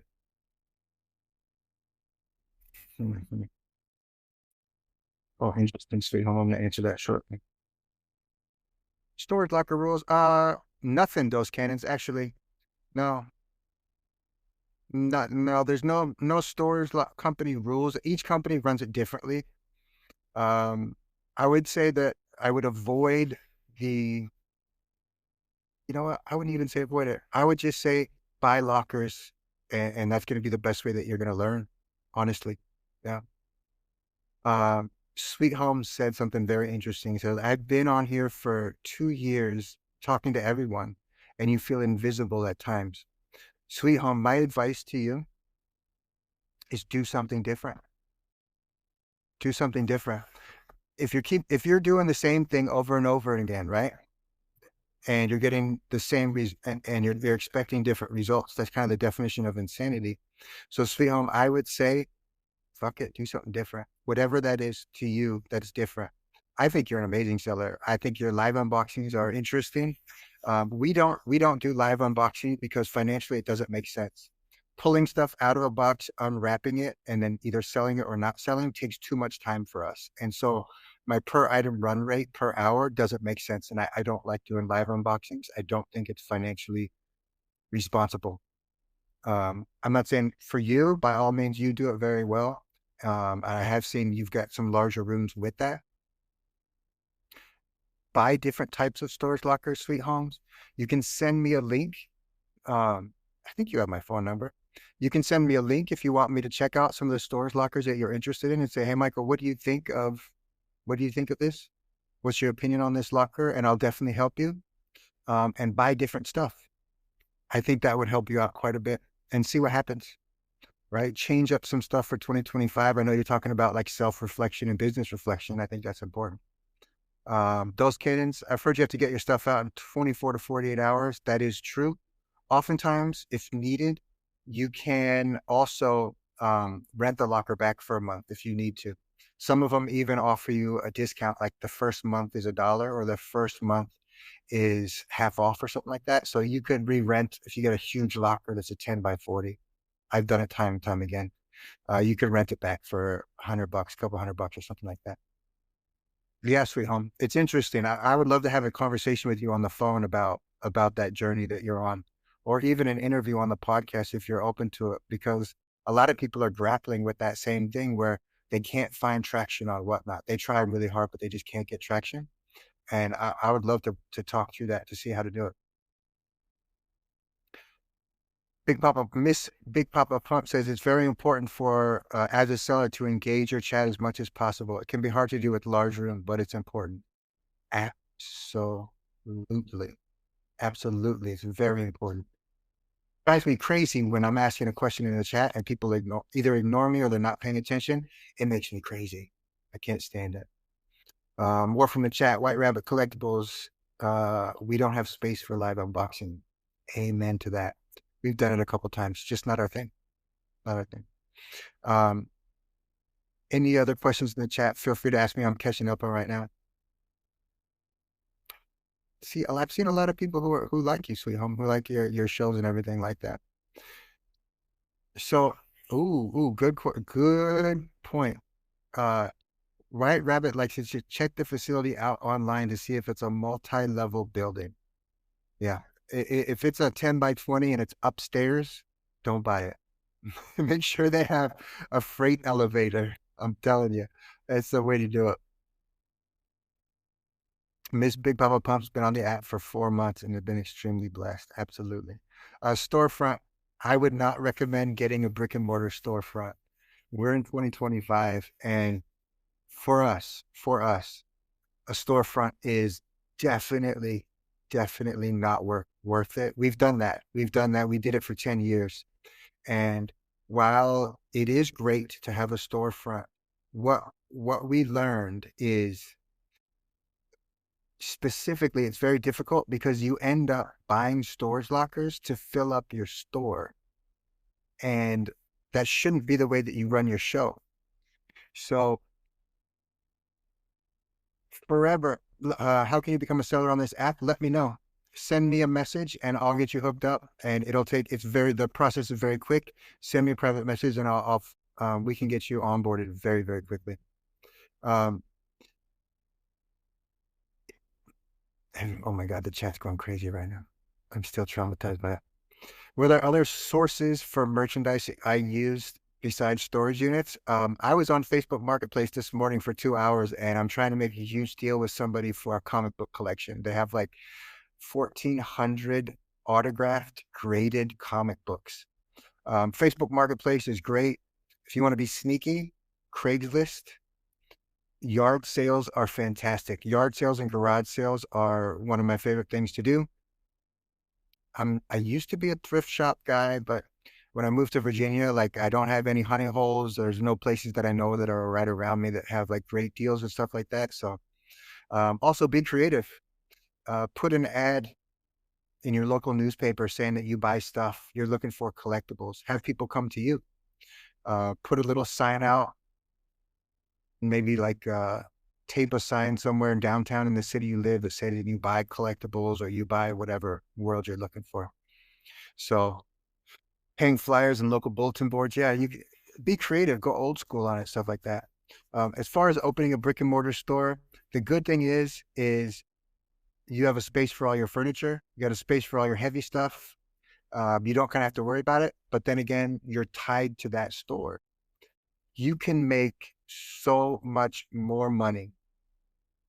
You can make so much more money by not having a brick and mortar store because you should be selling online. You should be selling on Whatnot. We make our goal is always to make over $1,000 an hour when we sell. There's not a single brick and mortar store that you're going to have that you're going to come across that makes $1,000 an hour. There's none. I don't care if you're in Beverly Hills, you're not going to make $1,000 an hour every time you sell. It's not going to happen. So what I would say is build out your infrastructure for selling on either eBay or Whatnot or Facebook Marketplace. That's my advice instead of going towards a brick and mortar. That being said, the shit might work for you. It might work for you. So be creative, like everyone has their own thing and the own way that they do it. So it might work out for you. Matt's Music says, I'm in the middle of Maine and sourcing is their biggest hurdle. Totally get it, man. And Matt's Music, you know what? A good place to source is on Whatnot. Buy stuff from other sellers and sell it. You'll make more money that way. I buy stuff. I trust me, I shop on Whatnot and I flip it on Whatnot. We have a decent following, and so it does allow us to purchase from smaller sellers and to make more money on that. I reached out to a gentleman this morning as well. I had a couple of business calls. I reached out to a gentleman this morning who's a seller on Whatnot, and he's like, I've been on Whatnot for 6 months. I can't gain any traction. I have tons of inventory. I'm looking for a larger seller to sell my inventory. Gave him a call, talked to him, and I'm probably going to be taking over his collection pretty soon and selling that as well. So you could reach out on Whatnot to smaller sellers and say, hey, I see that you're not getting any traction and maybe I could sell your stuff. We can work consignment or something like that. So do I have a YouTube channel? Granny Laura, I wish. My social media presence is minimal and terrible. There you go. So that's one of my goals 2025 is to have a social media presence on TikTok and Instagram. I don't have one on YouTube. I do not, or very minimal. East Coast Toys. So East Coast Toys. So we're talking about the brick and mortar store. Says my idea with the store is to keep running online, but also have the foot traffic of a storefront to increase, but to increase overhead and need of sourcing. I get it. I totally get it. It's not a bad idea. I'm not going to tell you don't do it because everybody should run their own business the way they run their own business. I've been there. We did it for 10 years. We made a shit ton of money. It distracted me away from selling online, and you can make more money selling online. So for us, it didn't work. Cheers to you in 2025. If I can help you in any way, I'd be more than happy to help. It's just not something that worked very well for us, East Coast. So I'm reading through the chat here. So do you get rid of inventory after a certain period of time? Yes, lots of things. I would say a couple days. We don't hold on to our inventory at all. We really don't hold on to our inventory. like we don't have the room or the space or the time or the effort to really store tons of product. The only product that we might actually, the only product that we might actually store is if we have thousands of that same product. So we just bought a storage locker that was filled with building blocks, brand new, like Legos, but smaller. So we now have like 20,000 of these toys. So we're just going to store them and we're going to post them on eBay and we're going to sell them on Whatnot. And they're just going to be kind of sitting around until that product is all gobbled up eventually. But that's kind of the only situation that we would end up doing that would make sense for storing stuff. We do not like to store stuff at all.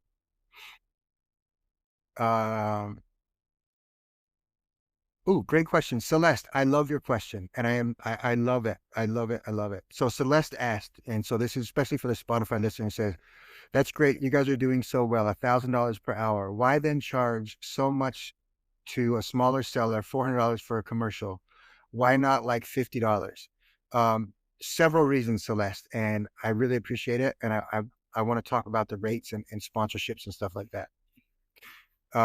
First of all, if we're selling for $1,000 an hour, that does not mean that we're making $1,000 an hour. We're not running 24-hour shows. That means if I run a show, if I'm doing 3 shows a week and one of them's a podcast and we're running shows for 4, 6, 8 hours or whatever it is, and we're doing $1,000 an hour, then we're going to be doing $10, $12, $14,000 a week, which sounds great, but how much did I pay for that inventory?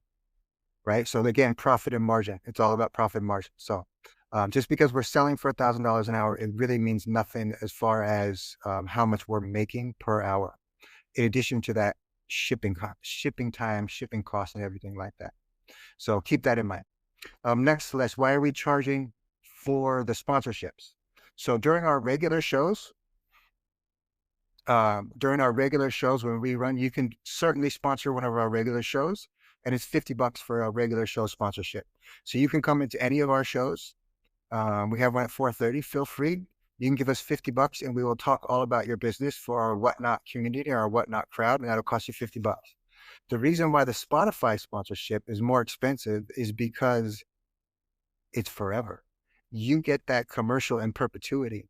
So I oftentimes, like on this show, people are going to ask me questions. I'm going to say, hey, why don't you check out the episode number 3 where I did how to conquer storage lockers. Once you go listen to that podcast.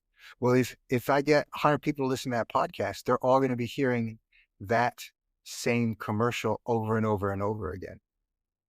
So you got to think about it. You can do a one-time sponsorship during a live show on Whatnot, and I can direct people to your show. It's no problem. Or you can pay more money and forever, as long as the Spotify is still in existence, you're going to get your commercial read. So it has to do with the value of the product and how long you're going to be able to get your show kind of shown. So I hope that makes sense. Hope it broke it down to you. It really, to us, is just about what makes sense. And we also, if we did commercials for Spotify and they were only $50, we would get inundated with too many requests for commercials. And I refuse to run. We only run one commercial. That's it. Good morning, Storage Madness. We're only running one commercial during our show. That's it. Sun's coming in. I'm in my bedroom right now because it's so cold. Sun's coming in. Good morning, Storage Madness. All right. So let's talk about, we talked about goals of 2025. Let's talk about the follower count. Let's talk about follower count and what that means, because I think this is a really important trade us temperatures. Yeah, it is. So it's like 30 degrees here today and I'm dying, but I'm a California boy. So I know you guys are freezing your ass off here. Yeah, freezing. Let's talk about follower count, specifically follower count on Whatnot, because this is a really interesting conversation. We got into it a little bit at the beginning of the podcast. And I'll answer your question in a second, Bella. That's a good question. So the follower count, let me know how many people are following you right now. Drop it in the chat. For those of you who are in there, how many followers do you have? Let me know. And in the meantime, I'll answer Bella's question. It says, would you rather do a show with a mixed items or one type of item? Bella, I hate doing one type of item shows. I'm like, I don't know why, but like if I'm doing a vinyl record show, my brain turns into mush after like an hour. They get boring. Yeah, I get bored even if it's great product, even if I'm making tons of money. Like if I was selling gold jewelry, it'd be really fun to watch the amount of money that I'm making, but I lose my mind. Like I have to have a variety of shows, and I really like giving like the crowd like some really crazy shit. Like I love when we have a bunch of different stuff and people are like, what? This is crazy, right? So for us, I personally prefer to do definitely mixed shows. So I see a bunch of different people who are putting in how many people they have in there, how many followers they have. Now, my next question, which is the most important question, is what do you think for those sellers? What are the average amount of people who are in your room shopping from you? On an average show that you're doing, doesn't really matter the product. How many people would you guess are average that are buying in from you? I see 20, 25, 30, maybe 10, 10 to 15, 50, about 30. So a lot of, right? So 50 to 100. So the most number I've seen so far is about 100. Our, so we have almost 20,000 followers. Our average show, just an average show, not our smaller shows, not our bigger shows, not a competition, nothing like that. Just a regular show on a Tuesday morning or whatever the hell it is. If we have nothing important or anything like that, um, we'll have like 80 to 130, 80 to 130. So I'll average it, let's say 100 people or so. And that's with approximately 20,000 followers. Let's see, Tucker's dad says 30 to 40 on a pop-up, 300 on a raid train. We'll talk about raid trains in a minute now. So if you think about it, we're a pretty, I mean, we're considered, I'll say that, we're considered a larger follower, a larger seller on the app. We're decent amount of followers or whatever. And we get 100 people in the room. Of those 100 people, or of you on your shows when you sell, what percentage are actually buying from you? If we have 100 people in the room, 100 people aren't shopping from us. How many people are buying? How many people are you converting? So Big Papa Pump says 30 to 40 buyers if there's 70 to 80, so approximately 50%. Matt says 10 people. Yeah, 13%, 10%. Yep, yep. So this is my point. This is kind of where I wanted the path I wanted to talk to you guys and lead you down is that how important is your follower count? Good God, this sun is bright. How important is this follower count to you? I'm going to scooch, guys. I'm scooching you over a little bit out of the sun. Oh, if your follower count, there we go, I'm in the shade now. If your follower count is at 100 people and you're only getting 30 people to buy from you, what does that mean? If 10% of the people are in your room are actually purchasing from you, you really got to think about how important is that follower count to you? How important is that to you being successful and making money? How many followers do you need to be financially viable in this space? Because it's really interesting thing that I'm noticing. There's all these really quote unquote big sellers who have close to 1 million followers on Whatnot. All right. And I think you all know these massive sellers who are coming in and with these big followings on YouTube and everything like that. And I'm not saying anything negative about them as sellers. I'm not saying anything negative about their shows at all. I could give a shit about them. I wish them all the best. I hope they make money, millions. But what I'm saying is that they might have 100,000 followers, right? And they get 120 people, 150 people in their room, 200 people in their room. And probably 20% of those people, 30, 40 people, are going to be the only people that are buying from them. I wish Joe Hollywood was here, because Joe Hollywood gets 1,000 to 1,500 people in his room. He has almost 100,000 followers. And I would love to say, next podcast, I'll ask Joe, and I'll say, Joe, how many people are actually spending money in your room? How many customers do you have? You have 100,000 people. You have 1,500 people in your room. How many people are spending money? I bet that count is minuscule. I bet it's like 60 people. I love Joe Hollywood. He was just in the room earlier. Love Joe Hollywood. So much respect for that guy.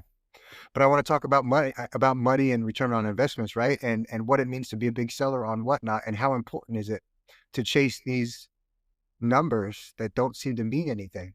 I think it's important, and not enough people are talking about this. I'm going to take my personal buddy, Storage Auction Pirate. I've known him for years. You guys know that we have this connection in California and everything like that. We're frenemies and all that stuff. He has like 60,000 followers. It's insane. He has a massive YouTube following. Follow him on YouTube. Follow him on all his social media channels. He's a great guy. He's an amazing person. And I want to talk to him and say, Byron, how many people are buying per show, right? You have 100 people in your room. Of those 100 people, right? So if you have 60,000 people are following you, 100 people in your room, and probably 30 people buying. What's up, Northern? Welcome in. So we got to talk about it. It makes no difference. All these people are chasing after follower counts. Pay attention to what follow counts do. They do nothing. They do absolutely nothing. All these people are saying, well, I'm going to be a big seller. I want to be a big seller. And you look at the big sellers, and they might have 50 people spending money in their room, right? It doesn't make any sense. People are chasing nothing. People, like, you're chasing numbers. Like, I want my follower count to go up, but you're not saying anything. I want my customer number to go up. Storage Madness. We always talk about we need more buyers. I don't give a shit about more followers. It means absolutely nothing to me. It's not a metric that I'm going to be using for what I consider as like the size of a buyer. It doesn't make any sense to me. Miss Big Papa Pump says, I base my show success on how many first-time buyers. Tweet Co says, repeat customer matters more. Like, exactly. So the chat's getting this. I touched on something here. I'm a buyer. I had 350 followers. There you go. Let's see. Scott in Kentucky. I think it's more about the energy and the attitude of the sellers more than the follower count. I looked at one big seller, had 40,000 followers, and was only following back less than 1,000. Oh, that's like me. We don't follow very many people. Happy Bargain Hunter. Wouldn't you say it's about building relationships and customer service? Let's go. East Coast Toys strives for 50% new buyers every show. That is a lofty goal. We rarely hit that. I only follow credible sellers. I like that. Bella, almost all my customers come back. I love them all. So this is my point that I'm trying to get to, is that I think the metrics to find out who are quote unquote big sellers is really off. It's really off. Those cannons, I never pay for impressions ever. I don't. So when you look at it, in the Whatnot community specifically, follower count is basically how it is that you're going to be considered a small, medium, or large seller for some reason. It seems to me, and tell me if I'm wrong, please, is a smaller seller is going to be in the 2,000 to 3,000 follower range. That's my guess, my impression. I might be wrong. A mid or below, let's say 3,000 or below. A middle seller would be 5,000 follower, 6,000 follower range. And then like a bigger seller would be like more than 10,000 followers. That's kind of the impression that I get. The metrics that I'm going to be using going forward is how many sales did you make? And it's not about money. It really isn't about money, right? I don't care if somebody says, "Oh, I made $1 million." I don't really care. That doesn't really say anything to me because I don't know what you paid for that item. If somebody says to me, I sold 10,000 items last year and I'm a five-star seller, that to me is a big seller. They sold 10,000 items. They successfully shipped 10,000 items to customers who rates them positive and gives them five-star reviews. To me, they got their shit together. So I'm so proud of the fact that we shipped out 26,000 items in 2024. I look at that and I say, oh, that is something different. That's a metric that is something that is solid. It's based on actual transactions that were completed, no bots allowed. There's no bots that were buying from us. And all of those packages arrived safely, secured, and successful. Good morning, Redneck Picking. Good morning. So to me, thank you very much. The the metrics for what it is I described is going to be different from now on. Like it really is going to be completely different. I don't give a shit about follower count. If someone wants to follow me, cheers to you, my friend.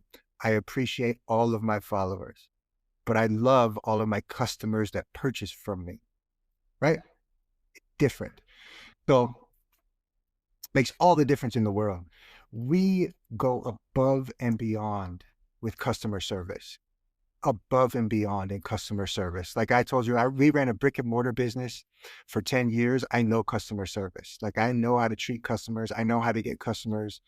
Um, I know how to do customer service. I do it right. I know how to treat them right. I know how to, like, mistakes happen in shipping all the time. Stuff does arrive broken. And when they send me a message and says, hey, Michael or Angela, my Fostoria glass, my whatever the hell, the game was scratched, whatever it is, you know what we do?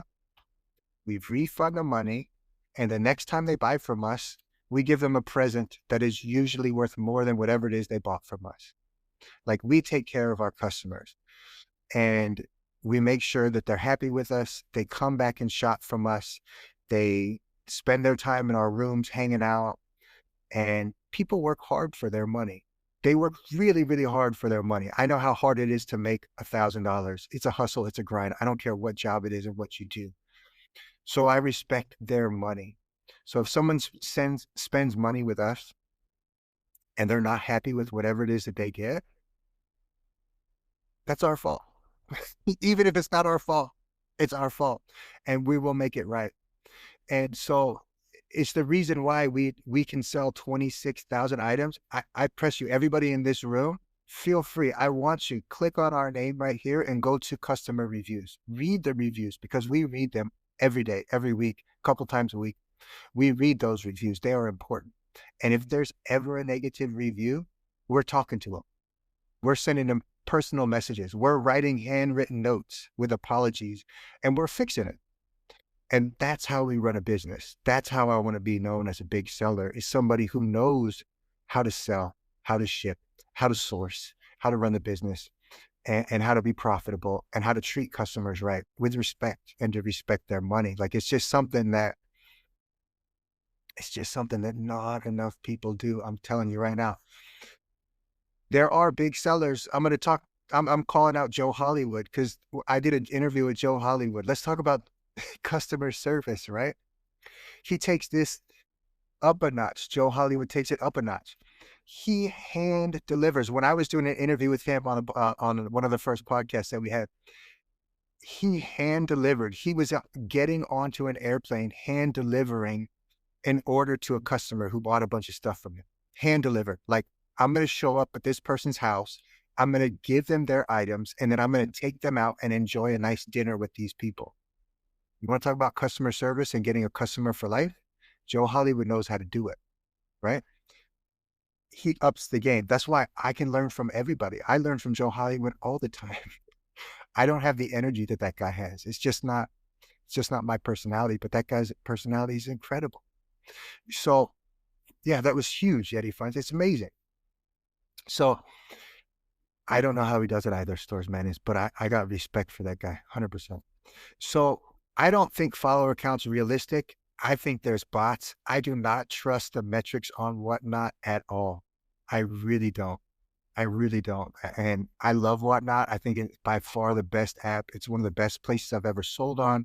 It is the best sense of community that I've ever had. It's the most fun I've ever had is is on Whatnot. But yeah, the math just doesn't math, as Stores Madness says. The math just does not math, right? It, it's it doesn't make sense that we have 20,000 followers, that we run a show with incredible items and there's 40 people buying from us. Like that does not make any sense at all. None. So I'm skipping all that. I'm skipping I'm skipping all the follower count. I don't care, okay? So I'm gonna be the first one to call it out. I don't care about your follower count. It means absolutely nothing. Okay. Tell me how many items that you have successfully shipped out, and I will tell you that is how I'm going to gauge big sellers. Yep.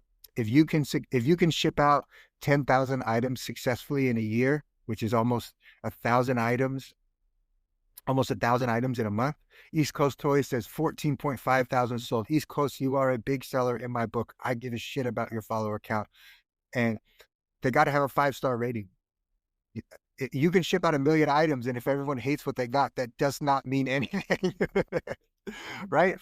Like your customers got to be happy, right? When you go to Amazon, you're going to buy something. The first thing that you do is you got to look at, are the customers happy? The customers got to be happy with the products that they get. Like it's got to make sense. A smaller seller, 1,600 sold. Congratulations to you on selling 1,600 items. I hope that you can double that in 2025. Cheers to you, my friend. Cheers. 3 years, 14,000 sold. Congratulations. How many did you get sold in 2024? That's the important part, right? So I just got to say, like, revenue is important. The amount of money that you make, the items sold is so much more important because it shows me really what type of a seller you are. What metrics do I look at after that? Where do you look at for that? For the items sold? Is that what you're asking at for White Rabbit Collectibles? That'll be if you go to your sellers analytics tab. It'll say like right next to, I think it says like right under followers and everything like that. It'll say the number of items sold in your seller analytics, which you should definitely be very familiar if you're a seller on Whatnot. Everybody should be familiar with their analytics. Just hang out on your analytics page. I look at that page at least once a week. Tweet Code says quality and consistency matters. Absolutely. No worries, Miss White Rabbit. No worries at all. But you should absolutely familiarize yourself because y'all are co-CEOs of your company. So you should both be familiar with that. That's my advice. It is very important to read those, to read the reviews, and to get all that stuff and everything like that. So it's good to share that. Like Angela runs her part of the business, the shipping side of it, right? And my bugaboo, like I don't know enough about the shipping side of Whatnot. I need to get my shit together. So that I could be more aware. And she needs to come more into my world, right? That's how you get a better partnership is when one partner goes down, the other one's able to do what the first one was doing. So that's the best way, in my opinion. So, oh, Cactus Closet. I love that question. So, guys, first of all, if you're on Whatnot right now, if you could do me a favor, please follow the Cactus Closet. They just asked a question. They said, I just had my first show yesterday. Best advice for brand new sellers. My best advice to brand new, how did your show go? Congratulations. Welcome to the platform. Welcome to the family. We appreciate you. I love brand new sellers and I want to help you improve. I want to help you get better and I want to make things easier for you moving forward. I'll tell you that much. So Cactus, what I'm going to say, what's up, Treasure Man Lucas? Thank you so much for hanging out. Cactus Closet went well. First show sold 14 items. I'm going to give you a clap for that because we've all been there where we've sold nothing on our first shows. We've had really shitty first close. Yeah. So we know we know the struggle. So congratulations. That is huge. Okay. So Cactus, what I would say to you is, and I don't know what category you're in, I don't know what you sell. It really doesn't matter. Stores Madness says don't give up. What I would say is pick a time that you know that you can consistently be on. Pick a time that you can um, always, let's say if you're going to sell, if you decide that you can sell once a week, always sell it once a week, whatever time that works for you. If you say Sunday at 10 a.m., then forever, just Sunday at 10 a.m., try and do that. So I think that that's a good place to start. Everybody is going to tell you is consistency is key. And it really is important. It's something that a lot of people, and it's something that we slack on, right? That one of my goals is to have 3 shows per week, one of which is being a podcast. Like I want to be very consistent with what the product and the shows that we run. So I would say consistently run shows, Cactus. I would say follow trusted sellers that sell in the method of which you're comfortable selling. So for example, if you're in a room and you're watching Joe Hollywood, you probably can't duplicate Joe Hollywood. Probably not. You can learn from Joe Hollywood. Um, find sellers that sell in a method you do. We're low key, like we're not screaming, we're not super high energy because I'm not a super high energy guy. Like I'm just gonna be chill. Like I'm Michael Sturgeon. I'm fucking chilling, bro. Like that's what I am. So I'm gonna put on some nice chill music in the background. I'm gonna be listening to some reggae. I'm gonna be listening to some jazz music. I'm gonna be listening to some really good music that's just like quietly in the background. I'm gonna be selling things that I know about. So you got to know the product so that you can introduce it to the people you're selling to. Create a space in which you're comfortable selling in, right? You don't want to be in a really tight, freezing cold space. Storage Madness says, be yourself. Yeah, that's important. Be yourself. So like if I tried to duplicate Joe Hollywood and have high energy, it will come off as very fake. So I know my limitations as a seller and as a person. Vendor, thank you very much. Thank you so much. Appreciate the compliment. I know my limitations. I can't be a high energy because I'm not a high energy person, and I do not want to be fake. I do not want to be bullshit my customers. I'm going to be super honest and super open with my customers, which I would suggest to you. So if you're selling an item and if there's a flaw in that item that's even going to get you less amount of money for that item, I want you to point out that flaw. I want you to be super picky about the stuff that you're selling so that when your customers get that item, there's no surprises, right? If you're selling used shoes, please tell me that you're smelling each one of those used shoes because you kind of have to. It's really important, right? So as a new seller, I would say be real, be genuine, be comfortable, sell what you like, and learn. Spend your time learning. You're going to learn how to be a CEO of your company on Whatnot. Follow trustworthy, reliable sellers. If you want to list, by all means, let me know. I know some great sellers and I know a lot of shitty sellers, so I'll point you in the right direction. Miss White Rabbit Collectibles, for the last year, we sold 4,318 is your order count. Is that good? Yeah. Yeah, you successfully shipped out 4,300 items. I do think that's good. But is that good for you? Is that good enough for you? Can you improve on that? How are you going to improve on that? Can you turn that 4,000 sales into 6,000 for 2025? What's your goal to ship out? We did 26,000 items or whatever last year. I want to sell 40,000 items this year successfully. That's my goal. I always want to go up. I want to go up. So everybody's goal is personal. Everybody's goal is personal. And so if it works for you, make your goal, talk to Mike about it and figure out what's a reasonable goal and then break down those numbers per show, right? So if you know that you're running 2 shows per week and that you want to sell for 10,000 items, for example, you can do the math and figure out how many items you need to sell per show and don't stop. Don't stop until you hit that number, right? Hit those goals. And that comes with, you can't say I want to sell for 10,000 items and not look at your numbers consistently. You're never going to know when you're going to be there or not. It just doesn't work that way. So if I want to sell 40,000 items, then I am going to take out a calculator and do the very simple math and do division and say, okay, I need to sell this many items per show. And then when the show's over, I'm going to say, shit, I fell 100 items short. Next show, I need to sell 100 items more. So that's my advice to you. How much, Donkey Poop, how much am I making per month? We did $500,000 last year. I don't know exactly how much the profit is on that. We do I think I spent approximately $150,000 in acquiring that $500,000 product. We're still calculating the labor cost to finish out those numbers. So I don't know. We run on average, we run about $1,000 an hour when we run. Those are approximately our numbers. Lots of things says if a seller has under 4.9 star ratings, I'm skeptical about shopping in their shows. So am I. So am I. I think it's so important when you do that. So someone gave advice. Yeti says shipping can bite you.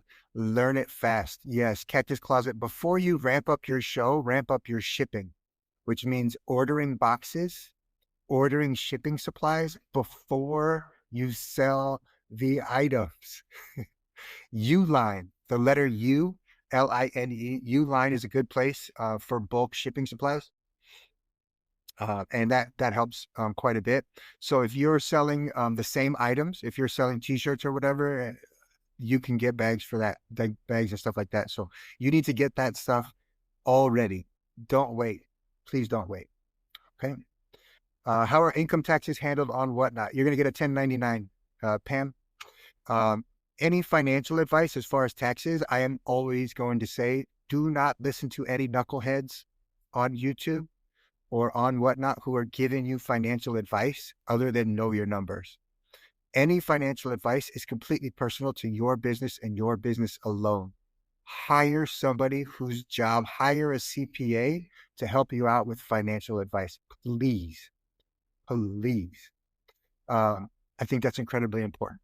Do not listen to knuckleheads like me who are giving financial advice. Nobody on Whatnot should be giving you financial advice because they don't know your numbers and they don't know anything about your company and your business.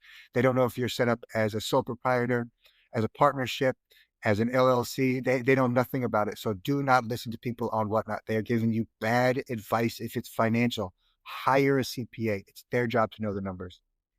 And Cactus, I would say hire a CPA. Great advice. If you're just starting out, now's a good time. Cactus, it's very different. Knuckleheads, definitely knuckleheads. All right. I'm reading through the chat right now. Donkey Poop, reach out to that customer. So Donkey Poop said, this is actually important. It says, my first and only sale, they gave me 1 star. That's because they didn't read the title when they bought the item. Reach out to the customer and make it right. So if your customer does something like that, and we do it all the time, dumb people buy shit all the time and they don't read and they don't listen. A lot of people buy from us that are at work and it's on mute, right? So they're not actually listening to my advice. Keep trying, Donkey Poop, or send them a present. That's my advice. Truly, truly make customer service who you are and what you represent. So what I'm saying is, oftentimes people will listen and I'm going to describe like if I'm going to sell this cell phone right here and I'm going to say, I don't know anything about this cell phone. It came out of Storage Locker. It may work, sold as is. And they're not listening to what I'm saying and they see a cell phone and they buy it and they're going to send me a message and say, hey, early bird, this phone arrived. It doesn't work. I'm going to make that right, even though it's their fault. Okay. Okay. This is what I'm telling you. I'm going to make that transaction right because I don't give a shit about the $10 that they paid for the phone. I want a customer for the next 50 years to be buying stuff from me. So if it means I'm going to refund that money, I'm going to refund that money. I don't give a shit. If it means that there's scammers and everything's going to be terrible, probably not. I'll be fine. Business will be fine. Joe Hollywood will tell you. He'll be the first one to tell you. Somebody wants to return an item or they want a refund, give it to them. Hope you don't get scammed. They'll come back. Good customers will come back. So that's my advice. And Yeti Fine, sell a bunch of stuff. That's what I would say. If you guys are you want to get your to get up to 5-star sellers, sell a bunch of items really quickly in 3-5 second sudden death that are going to go well. So that's what I would say. You can change the metrics on that. Scott in Kentucky says, I hate when buyers don't ask about the problem and just leave bad reviews. You can go back and you can respond. You can reply to those bad reviews now. You can actually comment on it and you can say, I'm so sorry that you weren't happy with the product. I'm going to be sending you um, a gift in the mail. Also, in the next show coming in, I'll send you a coupon if that would help. Or you're more than welcome to get a full refund. Let me know how it is I can handle that. Right? Because if anybody looking through your reviews, they see you got a bad review, but then they see how you responded to that review and that you're being fair and you're not being shady, you might win customers, right? So even if you get a bad review, that's all right. Just fix it. Lorca says, is it best to sell under a specific category if you have bulk or something, or so you stick to storage estate sale category? Lorca, I actually run into this problem quite a bit.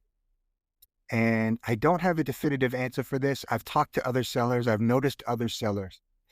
So 95% of the time, I sell random stuff that I get out of storage lockers or private sales or whatever. All the time. 95% of the time, it's going to be random stuff that I'm getting.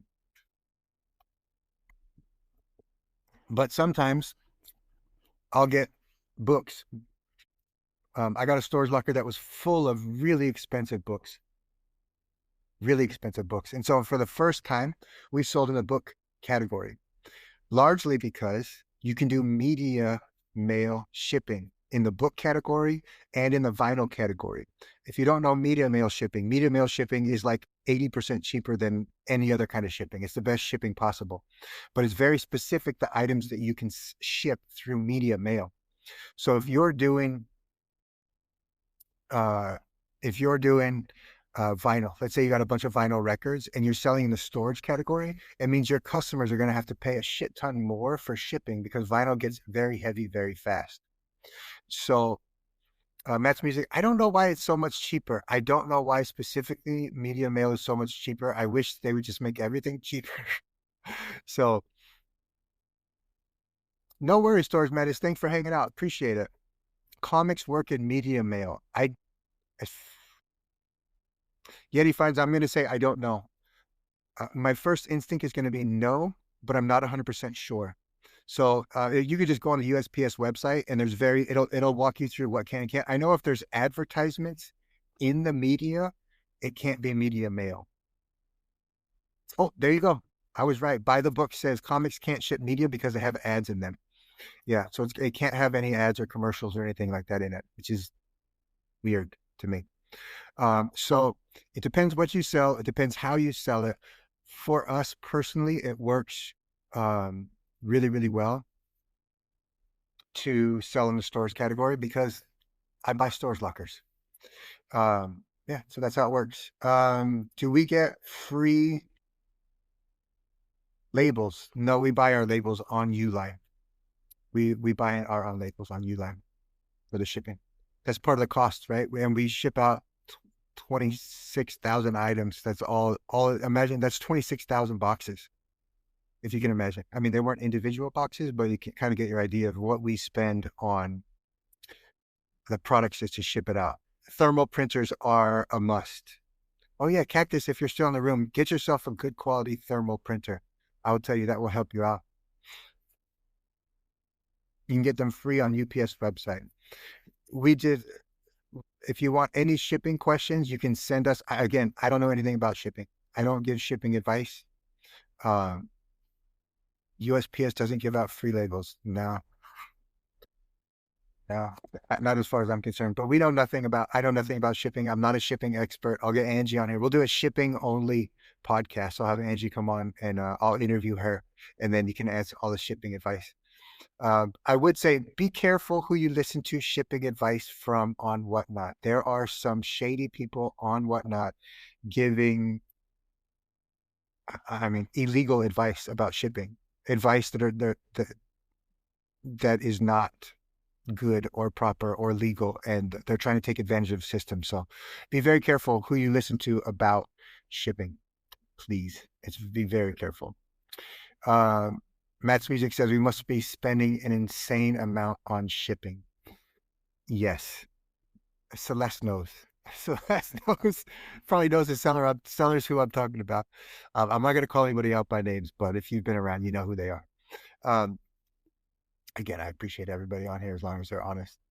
So I would say, Matt's, we do spend quite a bit of money on like we buy all of our boxes. We get truckloads of shipping supplies sent every month, actually every couple of weeks, sent from Uline. We do spend quite a bit of money. We send ship only brand new boxes. We don't like reuse a bunch of boxes and stuff like that. So just think that, um, just keep that in mind. That is part of your cost of running a business. Matt's Music says, do you think it would be lower sales if Whatnot passed shipping charges to the buyer? Um, Customers do pay for shipping, Matt. It they pay reduced shipping. Some shows we do, we pay for a lot of shipping. So it just kind of depends. When we're doing a competition, if we're in a hurry and we want to make $20,000 or $30,000 in 2 hours, our record is 26,500 bucks in an hour and 50 minutes. That's our record sales on Whatnot ever. It was max shipping was set at $8.77. And so what that means is that a customer is going to pay for one box, one flat rate box, and everything after that we're going to pay. On those shows, we might lose a couple $100, something like that. So it really does depend. The shipping on Whatnot is much more reasonable than on other platforms because of that, because of the way they do their bundle shipping. Doggy Poop, I'm not going to answer any shipping advice because I don't want to give the wrong advice. I will say if you private message me, I'll have Angela message you with all of your shipping questions. So I don't ever want to steer anybody wrong, and I'm going to be super honest. I don't do any of the shipping. My goal in 2025 is to do a lot more of the shipping so that I can learn as well, because it's very valuable part of the business. All right, guys. Anybody else? Last questions. I'm getting ready to bounce. Guys, we have a show coming up in 4 hours and 35 minutes. If you want to buy some stuff, I'm going to be selling Yu-Gi-Oh cards. I'm going to be selling Magic cards. I'm going to be selling coins and everything like that. East Coast Toys, the second best platform to sell on. Very, very, very difficult question because I don't know what you're selling. And it's going to depend. eBay is kind of the go-to for most people just because it has the largest audience and it's the dinosaur of the industry where everybody knows about. We do sell on eBay on occasion. It's probably 10% of our total business. We sell on Facebook Marketplace. When we get larger items, it's probably 3% of our overall business. We do a lot of local sales where I just know people who buy stuff. That's probably 5% of our business. So I would say in your area, you need to know what it is you sell and the best for your area. So if it's furniture, probably not eBay. It's probably going to be Facebook Marketplace or something like that. So just keep that in mind. Deb, I see you. Thank you for coming and hanging out. Celeste says, I would like to see more shows you did with the chess player. Let me talk about that real quick, Celeste, because all those items that you sold that he appraised, they're all going to be going up for auction on March 15th. I'll send the link. I'm actually going to be watching it live, all that stuff being sold. So he's actually going to be doing a live auction for all that stuff. That chess player show was a once in a lifetime opportunity for me personally. It was amazing. I'm still in contact with him. He sent me a message, I think it was last week, a couple days ago, like 2-3 days ago. We were just in contact. So everything like that. East Coast Toys. So your main basket of eggs is in Whatnot. Same here, but I like another decent basket. So East Coast Toys, in case Whatnot explodes and disappears tomorrow, I want to make sure that I'm covered so that it's an easy transition for us to just move all of our product right onto another platform. So that's why we keep like our pinky toe everywhere. So we don't sell on Posh because we don't sell clothes in general. But if we did sell clothes, I would have a pinky toe in Posh as well. So I would say to every Whatnot seller, just keep a pinky toe in some other avenue to make money, because you never know. I don't trust any company to stay in business, especially with the difficulty and how difficult it is to run a business, right? If eBay acquires, or if another company acquires Whatnot, it's really important. Oh, you're the one that bought him a beer? That's amazing. If if another company acquires Whatnot, they could do whatever they want with the company, right? So, or if for some reason all the bots that are following you disappear, like, you kind of just got to make sure you have yourself covered just in case all hell breaks loose on Whatnot and it doesn't exist. What other auction platforms are like this? I haven't found one. There are several out there. I haven't found one that would work for us. I really haven't. We love Whatnot. I got to be honest with you. It's a great place to sell. It's a great place to be. Awesome community as well. So guys, I'm going to take a couple things. Let's talk about business. I will say I would appreciate if all of the beautiful people, all you crazy people that are in the room right now, would do me a favor and follow our dear friend B Bella. I just tagged her. She's an amazing seller. I've met her. I've met B Bella personally. I've met her and her family, and she's a wonderful seller and she's a wonderful human being. And so I want to make sure that she is seen, because she's a reliable seller. She is a wonderful human being. And I love supporting small businesses. If you want to get away from supporting like the Amazon and Walmarts and Targets of the world, if you want to actually help somebody, so if you're going to spend 50 bucks on a product and you want to know, like, I want this $50 to go into somebody's pockets that is going to use this in their community, I'm going to tell you, spend your money with B Bella. She's a great person. This money is going to help out her and her family directly, right? It's a great way to skip from getting Elon Musk and Jeff Bezos, from making them ultra bazillionaires, right? Let's give money to the little people who need it and who are going to use that money and going to buy groceries and put gas in their car like that. Those are the people who I want to spend my money with, right? I want to support those people. Hey, Kimness, welcome in. So please support somebody who really deserves it, and somebody who's a really awesome person and a great seller. They got great stuff. B Bella has amazing product and great stuff. So please, by all means, she sells everything. She does Stores Locker. She does live unboxing, and I see you in there, Bella. Hey, so please show some love and support for Bella. She's a good person. Let's show some love, follow, support, and let's get those sales up for Bella. Let's make sure that we show some love to all of our small seller. Cactus, the new seller, just came on. So I appreciate each and everybody, all of you crazy people, for turning into this little podcast. I'm going to try to be on here every Sunday, if I can. I'm going to do my best for you. And I'm going to say, I appreciate you for coming in. If you have any questions and you need any help, just go ahead and send me a private message and see what I can do for you. We're going to be selling smalls at 4:30 Eastern. And so hopefully you can come in and hang out. And I appreciate you all. We always say peace, and thank you guys so very much for tuning into the pod. Another kind thank you to our sponsor, B Bella. Please find Bella on Whatnot. That is at BEBELLA. Find Bella on Whatnot. Follow, bookmark, hang out with, and fall in love with the wonderful seller, B Bella. Thank you so much for tuning into the pod today. This is Michael, Early Bird Pickers. We always say peace. Thank you kindly.